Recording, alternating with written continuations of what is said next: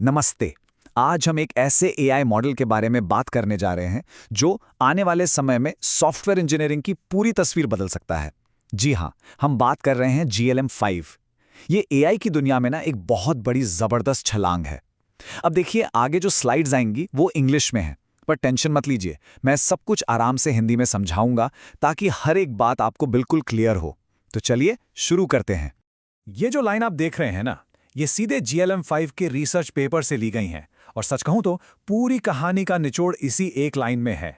यही वो बड़ा बदलाव है जो ये नया एआई ला रहा है। पर इन शब्दों का मतलब क्या है? ये वाइब कोडिंग क्या चीज है और इससे एजेंटिक इंजीनियरिंग तक का सफर, इसका मतलब क्या हुआ? चलिए समझते हैं। तो देखिए, वाइब कोडिंग इसका सीधा सा मतलब है अंदाजे से एक फीलिंग के साथ कोड करना। जानते हैं ना, जब हम कोड लिखते हैं और सोचते हैं यार लग तो रहा है ये चल जाएगा, वही है वाइब कोडिंग। और हाँ, कभी कभी ये तुक्काबाजी काम कर भी जाती है, लेकिन इस पर हमेशा भरोसा नहीं कर सकते। अब इसके बिल्कुल उलट दूसरी तरफ है एजेंटिक इंजीनियरिंग। इसका मतलब है एकदम प्रोफेशनल तरीके से, एक असली इंजीनियर की तरह पूरा प्लान बनाकर सोच समझकर काम करना, सिस्टम से, भरोसेमंद तरीके से। दोनों में जमीन आसमान का फर्क है।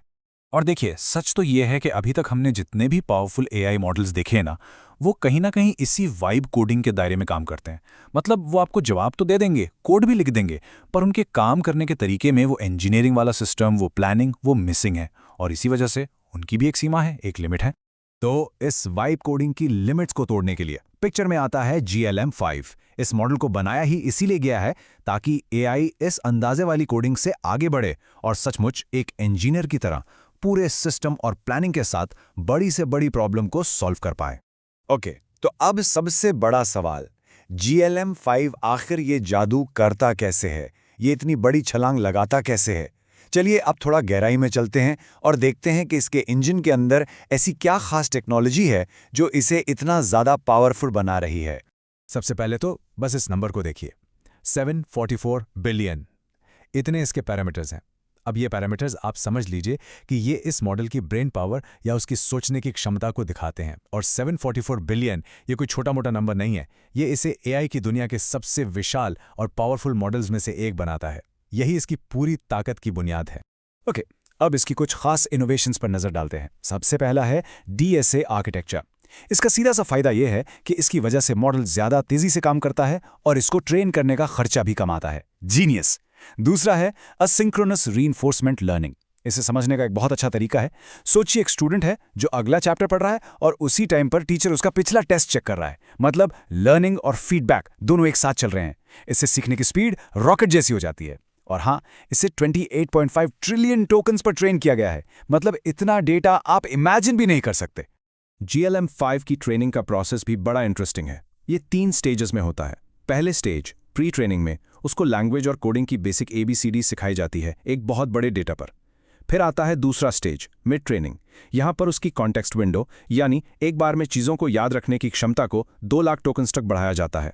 इससे वो बहुत लंबे कोड या डॉक्यूमेंट्स को भी आसानी से समझ सकता है। और आखिर में तीसरे स्टेज पोस्ट ट्रेनिंग में उसको असल में सोचना सिखाया जाता है, रीजनिंग करना, एक एजेंट की तरह काम करना और इंसानों के इंस्ट्रक्शंस को बेहतर समझना।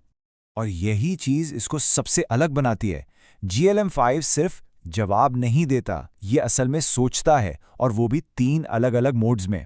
पहला, इंटरलीव्ड थिंकिंग, मतलब कोई भी जवाब देने या एक्शन लेने से पहले ये एक स्टेप पीछे हटकर सोचता है। दूसरा, प्रिजर्व्ड थिंकिंग, यानी एक लंबी कॉन्वर्सेशन में भी इसे याद रहता है कि इसने पहले क्या सोचा था, ताकि इसके जवाब हमेशा कंसिस्टेंट रहें। और तीसरा, जो मुझे सबसे कमाल का लगा, टर्न लेवल थिंकिंग। इससे आप कंट्रोल कर सकते हैं। मुश्किल काम के लिए थिंकिंग ऑन कर दो और आसान काम के लिए ऑफ। इससे टाइम भी बचता है और पैसा भी। ठीक है, अब ये सारी टेक्निकल बातें तो बहुत हो गईं, पर असली सवाल ये है कि इन सबका रियल वर्ल्ड में प्रैक्टिकल यूज में क्या असर पड़ता है। चलिए अब इसके परफॉर्मेंस का सबूत देखते हैं। लीडर बोर्ड्स पर इसने क्या कमाल किया है। और ये देखिए, सबूत आपके सामने है। एल एमेरेना एक ऐसा लीडर बोर्ड जहां इंसान वोट करके बताते हैं कि कौन सा मॉडल बेहतर है।